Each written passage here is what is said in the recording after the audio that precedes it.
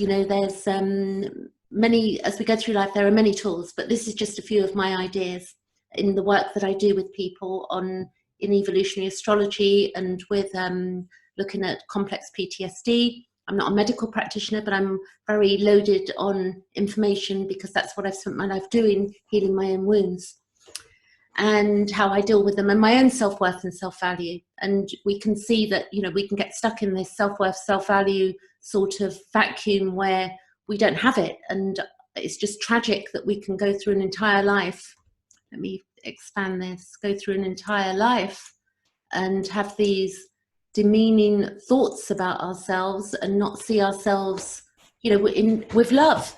And clearly, if we're not seen with love, then we don't know what love is. So here's a few tips how to solve life problems. So what we can do is, number one, any emotions that trouble us from our past need to be dissected. So that would be number one in beginning to heal any trauma that we've been through on self-worth as well. So we might have been treated badly, we've taken that on board, and we play that out time and time again. And Carl Jung very much said that, you know, whatever appears outside ourselves will look like fate. But if we've got this inner issue of that I'm not good enough or I'm not lovable, then we're going to attract, it's not so much attraction, it's just that we meet people like that and then we think it's okay when it's not okay. So number two is any addiction we are living out has to go. So we can look at all addictions. So for instance, it could be alcohol, it could be smoking, it could be, you know, overuse of social media, it could be overeating, undereating, the list goes on, you name it. Gabor Mate, who's a brilliant man, pointed out that if we look at addiction, it's not, the question has to be not why the addiction, but why the pain. So we're not asking why the addiction, we want to know why the pain, because the pain is what leads to the addiction. If there's no pain, there's no addiction, so to speak. Number three, sleep cycles must be healthy. An example is getting up at the same time every day. So we're all each individuals, so you figure that one out for what's right for you.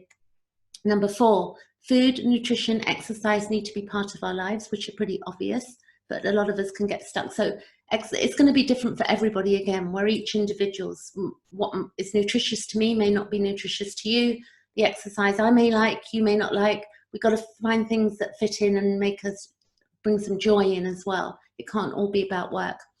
Number five, all main relationships need to be examined and how we are in them and how we are treated in them, you know, to make sure that we're not shortchanging ourselves or shortchanging others.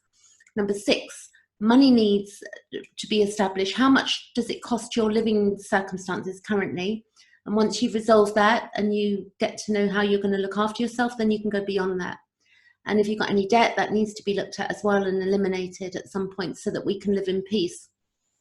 Number seven is finding meaning and purpose, if not through our work, in our spare time.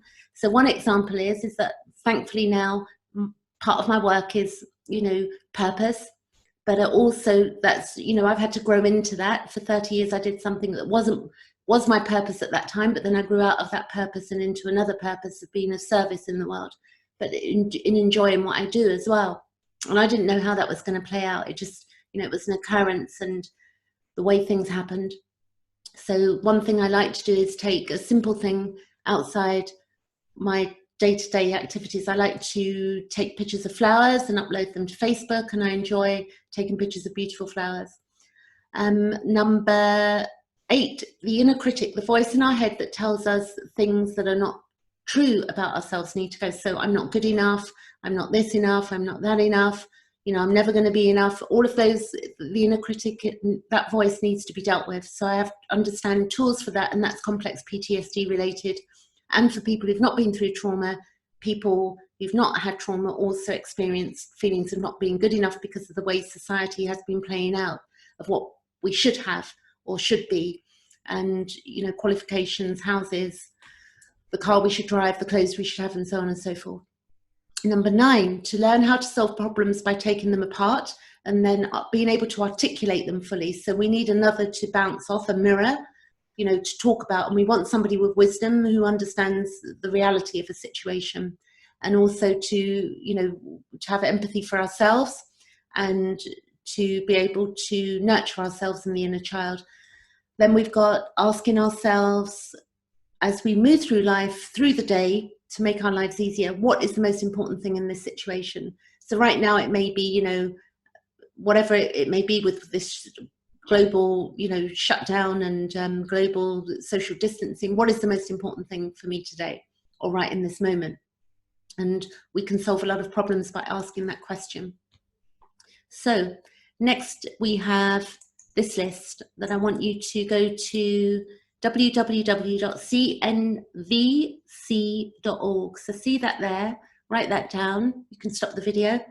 And I might put the link below this video, but you know, the following list of needs, you know, it's not exhaustive, not definitive, but it's a starting place to support each other and deepening self-discovery and facilitating understanding, connection between people. So we have acceptance, connection, acceptance, affection, appreciation, belonging, cooperation, communication, closeness, community, companionship, compassion, consideration, consistency, empathy, inclusion, intimacy, love, mutility, nurturing, self-respect and respect, connection, safety, security, stability, support. So you can read from a few of these. We've got physical well-being, air, food, movement, exercise, you know, fresh air, for instance. When it says air, we all need that, you know, physical well-being, rest, sleep, sexual expression, safety, shelter, touch and water, basic needs, hey? Honesty, authenticity, integrity and presence, play, we need joy and humor, and we need peace, beauty, communion, ease, equality, harmony, inspiration and order, autonomy, freedom, independence, space, and the meaning, awareness of celebration of life, challenge, clarity, competence. So you can go on and it goes, you know, participation, purpose, self-expression. So have a good look at this, and you know, if you need my help, I'm helping people at the moment, $20, and my fee is normally $70, but I'm doing this because of social distancing, and I'm letting people out there know that I'm there to help. So catch you later. Thanks for watching.